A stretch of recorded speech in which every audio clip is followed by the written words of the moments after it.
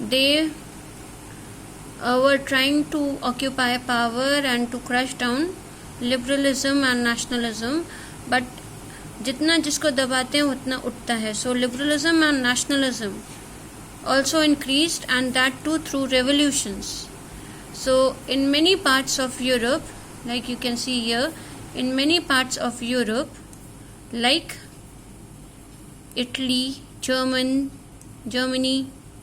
and then Ireland and Poland, all these areas revolution started, and this revolution was basically started by the middle class. It was done by the middle class. And who were the middle class? So they were professors, school teachers, clerks, and members of the commercial middle class. So these people were heading the revolution. And if you remember, the first revolution took place in France, and the first upheaval took place in France in July 1830. और कैसे हुआ था? तो बाबन Kings, जिसको power पे लाए थे, उसको लिबरल रेवोल्यूशनरीज ने उखाड़ फेंका था और एक कॉन्स्टिट्यूशनल मोनार्की स्टैब्लिश की थी with Louis Philippe as the head. So because this France was heading the movement, तो एक बंदा जिसको आपने पढ़ा था, Austrian chancellor Duke Metternich, this Metternich, he said once that when France sneezes, rest of Europe catches cold. और क्यों कहा था? क्योंकि फ्रांस के रेवोल्यूशन के बाद ही सारी जगह रेवोल्यूशन फैल गया था. और इसको एग्जाम्स में भी पूछते हैं, व्हाई इट वाज सेड. दो क्वेश्चंस आते हैं. Who said that when France sneezes rest of Europe catches cold? So it was Metternich. And why it was said? It is the reason here that the July revolution of France, it led to an uprising in Brussels, which led to Belgium breaking away from United Kingdom of the Netherlands. So it is because of this reason that it was said that when France sneezes, rest of Europe catches cold. Then second part, we'll read about the Greek Revolution. And Greek had been a part of Ottoman Empire. So when this empire disintegrated, Greek also wanted to assert its independence. And there are various reasons which sparked of this revolution. The first thing was that why Greek started its revolution. The first reason was that the nationalists in Greek, they got support from Greeks living in exile. Exile means people of Greek had been sent to other places, जिसको कहा जाता है देश निकाला. So they got support from Greeks who were living in exile, and also from many West Europeans who had sympathies for Greek culture. Second point is the poet and artist. They lauded Greek as the cradle of European civilization and mobilized public opinion to support a struggle against a Muslim empire. That means all the poets and artists, they said that Greek has been the cradle. Cradle जो होता है बच्चे का झूलना.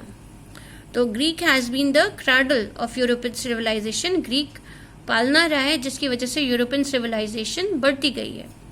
और उन्होंने public से कहा कि वो सपोर्ट करें एक ऐसी एम्पायर बनाने के लिए जो मुस्लिम एम्पायर ना हो. So that was against a Muslim empire. Then the third point is the English poet Lord Byron. The English poet Lord Byron, he organized funds and went to fight, where he died of a fever in 1824. So these are the factors which caused the Greek Revolution. And finally, because of the Treaty of Constantinople of 1832, Greece was recognized as an independent nation.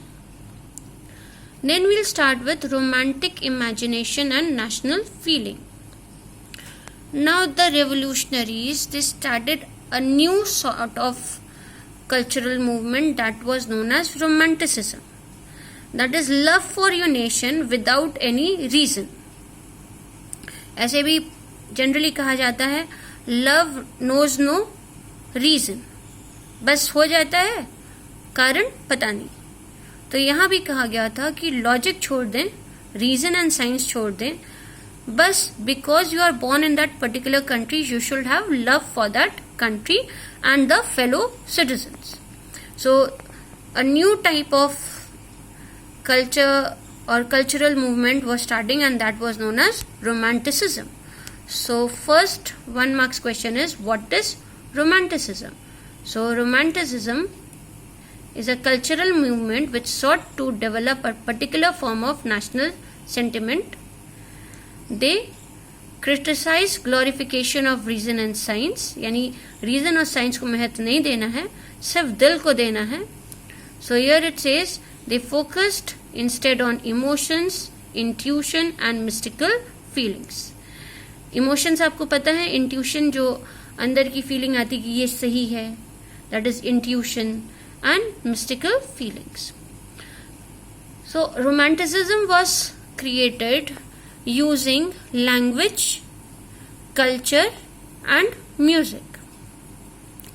3 things were used: language, culture and music. So here the first person who was saying for this movement was Johann Gottfried Herder. And he claimed that German culture was to be discovered among people, that is the Das Volk, and it could be developed through folk songs, folk poetry and folk dances. So he said that, and the nation was popularized. So he was the first person who preached for romanticism, and he said that people should have a common people should be speaking as Das Volk, and there should be folk songs and folk poetry and folk dances to spread the feeling of nationalism. Second was language, and that too what language? So vernacular language. Vernacular language is a language which is spoken by the local people residing in that particular country. So the second thing was vernacular language. So use of language, especially in the case of Poland. So when Russia had occupied Poland, they had restricted use of Polish language. So now, in order to show their revolt, or in order to show that they do not respect Russia, the Poland people, they started using Polish language. And so here it says that many members of the clergy in Poland began to use language as a weapon of national resistance. यानी Russia के डिनोमिनेंस को खत्म करने के लिए इस्तेमाल किया जा रहा था. It was used in church gatherings and all religious instructions, जिसकी वजह से जितने भी प्रीस्ट एंड बिशप्स हैं उनको भी जेल में डाला जा रहा था, और कई बार तो उनको साइबेरिया भेज दिया जा रहा था. So the use of Polish came to be seen as a symbol of struggle, as a symbol of the struggle against the Russian dominance. So this was the use of language. कि Poland के लोगों ने polish language use की, Russia की language को इस्तेमाल नहीं किया, भले ही पनिशमेंट मिली, लेकिन वो दिखाना चाहते थे कि वो रशिया के अगेंस्ट हैं. Then third is use of music. So here you can see जिसने म्यूजिक को बढ़ावा दिया, Karol Kurpinski. He celebrated the national struggle through his operas and musics, and he turned folk dances like Polonaise and Mazurka into nationalist symbols. So he was transforming folk dances and folk music into national symbols. So these three things, language, music, and folk culture, was used to promote the feeling of romanticism. That's all for now. Hope you like the video. Do share and subscribe so that we may know your reactions.